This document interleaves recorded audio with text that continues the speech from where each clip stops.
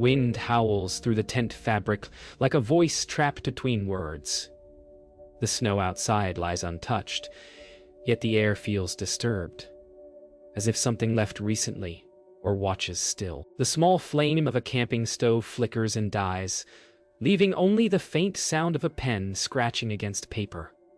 Somewhere between exhaustion and resolve, a decision was made. Not to leave, but to promise return. A note flutters near the entrance, its words written in haste, ink bleeding into damp fibers. See you tomorrow. Simple, hopeful, impossible.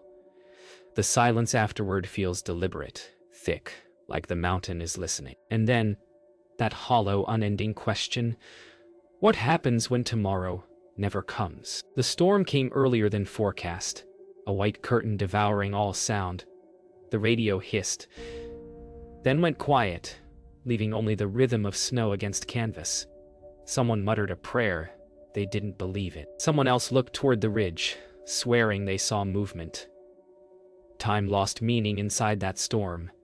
It was impossible to tell whether hours or minutes passed. The mountain has a way of stealing minutes first, then names, then reason. In the midst of it all, one truth pressed heavier than the weather. If the note promised a tomorrow, it meant there had been a plan, and plans meant company. When the storm broke, silence hit harder than wind. The world emerged bruised and unreal. Snow snows every surface, even their doubts. They found the ridge where Evan's prints should have been, but the path looped back on itself, circling a patch of untouched snow. There was no sign of collapse, no slide, no struggle. Just a perfect loop, ending where it began. A map of hesitation drawn in boot soles. The air smelled of ozone, metallic and sharp. Someone whispered that maybe he hadn't gone forward. Maybe he'd gone back. They set camp lower that night. The tent lights glowed faint and trembling, like thoughts too fragile to say aloud. The wind had stopped, but it still felt alive, whispering along the tent seams, rearranging memory. They played back Evan's last radio check again. The voice was clear at first, steady. Then it faltered. Then faint sound, laughter, soft and close. Not an echo. Not his. They shut it off. No one spoke for a long time. The mountain loomed above them like a secret they'd already agreed to keep. Before sleep, the sky cleared again. Too suddenly, too calm. Stars stared down like eyes that knew. Someone whispered that the mountain wasn't cruel, just patient. They agreed to start the climb at dawn. No one mentioned the note, but it hung in every breath. The kind of silence before a confession. The kind of stillness that means something is listening. In that silence, one thought pressed through the cold. Maybe see you tomorrow wasn't meant for anyone down here at all. The second morning brought light but no warmth. Frost clung to their lashes, turning every blink into a shudder of memory. The camp was unnervingly quiet. Even the stove refused to spark. They moved methodically, speaking in clipped words, afraid of what the mountain might overhear. The footprints from the previous night had vanished again, replaced by an eerie pattern of ridges, almost like writing pressed into snow. It made no sense, but neither did the way the drone batteries all drained at once. Somewhere above, the ridge waited, shrouded in a bright silence that felt like warning. By midday, the ridge revealed itself, steep, slick, and strangely warm beneath their boots. The air buzzed faintly, like static before a storm. Jonas said it was the wind. Mara said it wasn't. Mila's camera picked up interference again, faint flashes of figures that weren't there when they looked up. They argued briefly about turning back, but no one did. Some invisible thread pulled them higher. Guided by the same question, none of them would speak aloud. If Evan had made it this far, what was he chasing? At the halfway mark, they found something buried in the ice. A torn scrap of paper, words smudged but legible enough. Don't follow. Not yet. The handwriting was Evan's. The air thickened, sound flattening to a hum. Jonas swore under his breath. Mara pocketed the note without looking at it twice, but her hand trembled when she zipped the pocket shut. Above them, thunder rolled with no lightning. The mountain seemed to exhale, almost pleased. Whatever had called Evan here wasn't finished calling. Night fell faster than expected. They barely managed to pitch the tents before darkness folded in, thick and soundless. From inside, the fabric walls pulsed faintly with the light of their lanterns, glowing like veins under skin. They tried to rest, but something scraped faintly against the outer canvas, slow, deliberate, circling. No one moved. No one breathed. When it stopped, the silence left behind was worse. Somewhere in the distance, a voice rose, faint, echoing, calling a name that didn't belong to any of them. Dawn bled gray across the camp, revealing that nothing had changed, and yet everything had. The tents stood untouched, but the ridge above seemed closer, steeper, more alive. Jonah said they should move before the next storm. Mara stared at the horizon where the faint trace of a path shimmered, new and unfamiliar. Mila checked her equipment. Every file from last night's recordings was gone, erased clean. They climbed in silence that morning, each step heavier than the last, each shadow longer than it should have been. By the third day, fatigue became a language of its own. No one spoke unless necessary. The sound of breath and crunching snow replaced conversation. The slope narrowed, and the air turned metallic, charged with an invisible current that made every nerve twitch. Then came the sound, faint but rhythmic, like pickaxes striking rock in the distance. They froze, listening. It came again, closer this time. But there were no other climbers scheduled, no other permits issued. Still, the sound persisted, echoing through the cold air like memory refusing to die. They followed the sound to a frozen ledge where something glimmered beneath the surface. A fragment of metal, impossibly polished. Jonas pried at the ice until the object came loose.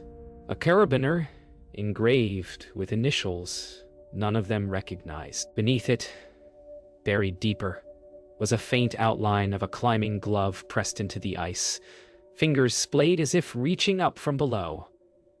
The storm clouds above gathered again, but no one moved. Mara whispered, "He wasn't alone." And the wind carried the words back like agreement. By evening, they made camp near a cliff edge overlooking the valley. The air was unnervingly still, not silent, but listening. Mara played the latest audio recovered from her recorder. Faint static filled the air, then a sound, soft and low, breathing. Then another voice, overlapping, impossible. It was Evan's. But not from any recording they knew. "You shouldn't be here," it whispered. The tent lights dimmed, one by one, until only the sound remained, circling them like wind that had learned to speak. Sleep came in fragments fractured by dreams that felt borrowed. Each of them saw something different, but when morning came, they realized I'd dreamed of the same ridge, the same shadow climbing just ahead of them. Jonas found frost inside the tent, shaped like a handprint. Mila discovered the drone recording had restarted on its own during the night, capturing a frame of their own tent from above, though the drone itself hadn't moved. Something had climbed closer while they slept, and it had eyes. By midday, they reached the plateau, a wide, level stretch beneath the final ascent. The wind died completely. The air was unnaturally clear, as if the world held its breath. There, half buried in snow, stood a second tent, identical to Evan's, identical to theirs. The same rope coil, the same torn flap. Inside, another note pinned to the canvas. "See you tomorrow." The words looked newer, written in ink that hadn't frozen. The mountain no longer felt like a place. It felt like repetition, like time folding in on itself. They stared at the second tent for a long time, no one daring to speak first. It looked lived in, The stove still warm, the rope coiled differently than theirs, the air thick with a scent of metal and pine. Jonas wanted to catalog everything. Mara wanted to burn it. Mila just kept the camera rolling. The silence between them cracked when the tent flap shifted, not from wind, but from within. They froze. A whisper escaped, too low to be a word. Then the sound of breath.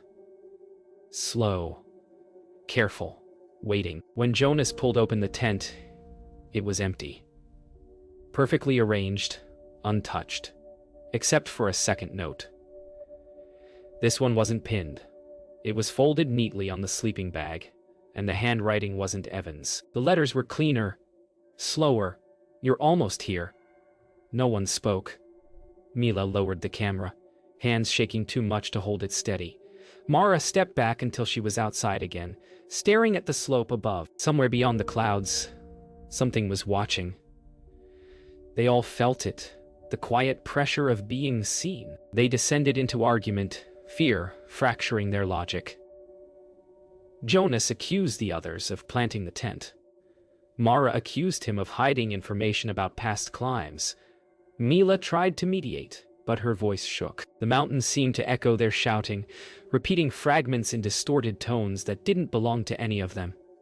When they finally stopped, out of breath and shaking, the echo didn't. It kept talking, looping words they hadn't yet said.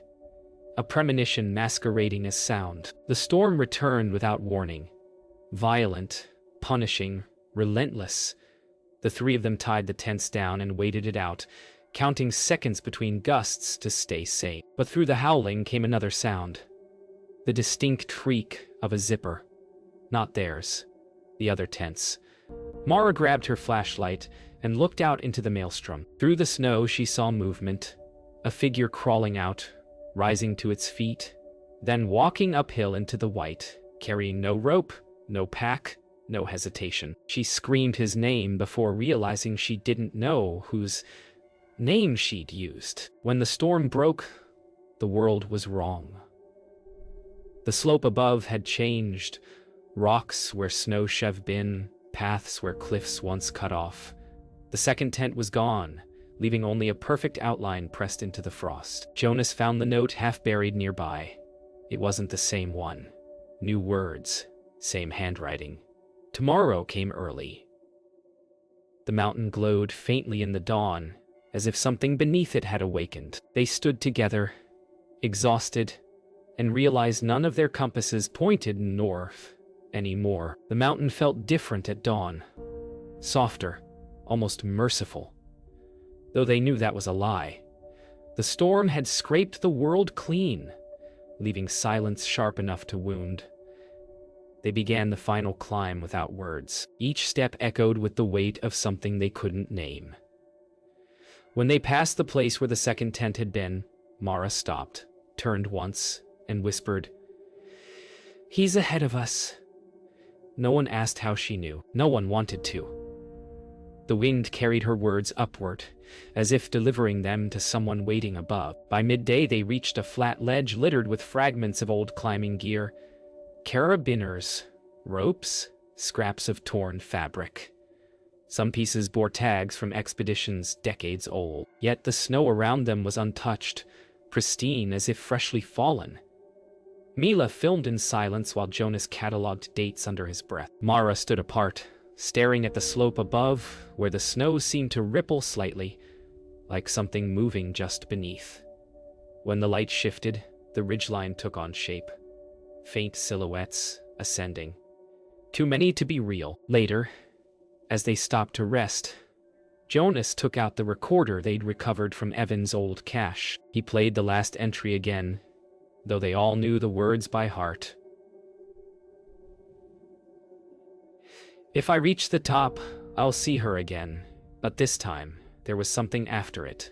A faint voice overlapping his, repeating the sentence back. A woman's voice. The static around it hummed like heartbeat and wind combined. Mara turned away, shaking. Mila whispered that the echo wasn't from the tape.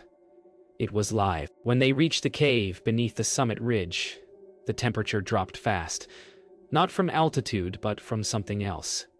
The air inside shimmered with frost, even though no wind blew through. Their headlamps caught carvings in the walls. Names, dates, coordinates, all matched known missing climbers. And at the very end, freshly etched into the rock, was Evan's handwriting, the same uneven scrawl from his notes. "See you tomorrow?" But below it, in smoother script, another line had been added. She already did. They stayed in the cave longer than they should have. Time slipped sideways, clocks stopping, breath turning to fog that hung without fading. Jonas said they should leave.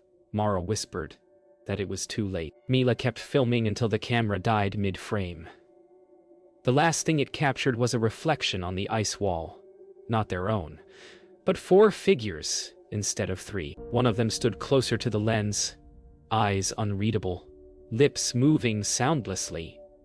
When the battery went dead, the cave fell back into darkness, and the mountain finally exhaled. They left the cave before sunrise, though none of them remembered deciding to move. The world outside had changed color. Everything tinted faint green, the snow reflecting light that didn't come from the sun. Mara led, silent and determined, eyes fixed on the slope as though following a path invisible to the others. Jonas said her name once, but she didn't turn. Mila followed, camera back on, though the display glitched. Every few seconds it showed someone else walking beside Mara. Someone wearing a red scarf. When she looked up, there was no one there. Halfway down the slope, Jonas found the old trail markers, rusted stakes buried in ice, pointing in 2 opposite directions, north and north again. He stared, confused, compass useless in his palm. Mila said they'd been walking in circles. Mara disagreed. She swore she could see the base camp from here. But when they looked, the valley below was empty. Only untouched snow. Jonas lowered his compass slowly. The needle spun once, twice, then stopped, pointing straight upward. They found the drone halfway buried in the snow, still recording. The feed showed something that made them stop breathing. The footage looped a single scene. Evan Hale, standing where they now stood, speaking directly into the lens. His face was frostbitten, expression calm. "You make it down," he said. "But one of you already did." The audio fractured, repeating the last line again and again until Mila smashed the screen. Jonas looked at Mara and realized she was crying, but not from fear, from recognition. By evening, exhaustion blurred reality. They made camp under a ledge of ice, though the snow beneath them felt hollow, like a crust covering something breathing below. Jonas fell asleep first, then Mila. Mara stayed awake, watching the flickering shadows on the cave wall. Somewhere deep inside the mountain, a faint glow pulsed in rhythm with her heartbeat. Then a voice, close, calm, familiar, whispered her name. She turned. The red scarf was hanging on the rope line, dripping melt water like blood. When morning came, the world outside was unrecognizable. The ridge had shifted overnight, slopes where none had been, cliffs where paths once led. Jonas tried the radio again. It crackled to life for the first time. A man's voice answered, calm and clear. "You're close." Jonas froze. It was his own voice. The air thickened. Mila dropped her camera, backing away. Mara whispered that the mountain wasn't trapping them. It was replaying them, repeating what it had already taken. The realization hit too late. They weren't descending anymore. They were going deeper. The fissure led downward instead of up, and they followed.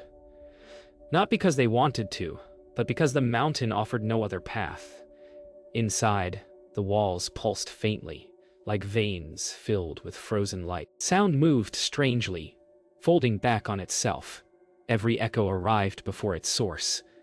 Jonas called out once, and his name answered him before he had finished speaking. They descended in silence after that, unsure which voices belonged to them anymore. And somewhere below, a faint flicker of red waited, the color of promise or warning. They reached an open chamber where snow had never touched. Smooth rock curved upward like the inside of a lung. At its center lay Evan's climbing pack, perfectly preserved. The straps were frozen stiff, the fabric untouched by time. Jonas crouched to inspect it, but the instant he lifted it, a voice filled the air. Evan's voice, clear and near. "You shouldn't have come." The sound didn't echo. It resonated, inside bone and blood. Mara stepped closer to the pack, her breath trembling. "I had to," she whispered, not in reply, but in confession. The voice returned, softer now, almost kind. It repeated words from Evan's journal. "If I reach the top, I'll see her again." But this time, the voice wasn't his. It was hers. The mountain spoke through memory, rearranging what was left of them. Mila tried to record, but her camera refused to focus. The lens displayed only static, except for one brief flicker. 3 figures standing where they stood now, frozen mid-breath. A moment looped forever. Jonas whispered that maybe the mountain wasn't killing them. Maybe it was keeping them. When the ground began to tremble, it didn't feel like collapse. It felt like awakening. The glow from the walls grew brighter, almost unbearable. Mara stepped toward the pack, touching it lightly. A warmth spread through her hand, followed by a voice, clear and near. Tomorrow came early. Jonas shouted her name, but the sound broke apart mid-air. Mila turned the camera toward Mara just as she looked up. Eyes calm, mouth curved into something that wasn't quite a smile. Then she vanished. No sound, no wind, just absence. By dusk, only 2 reached the surface. The storm had cleared, the sky a dull, endless gray. Jonas and Mila stood at the ridge, silent, watching the valley below where their camp once was. It was gone. Only snow, smooth, untouched. Mila powered on the camera one last time. The final frame showed Mara's face reflected in the ice, whispering, "See you tomorrow." Jonas looked at the note he found tucked in his pocket. Handwriting not his, not hers. Just one line. "You already did." He smiled without meaning to. The wind carried the sound of distant laughter, and the mountain exhaled once more, satisfied.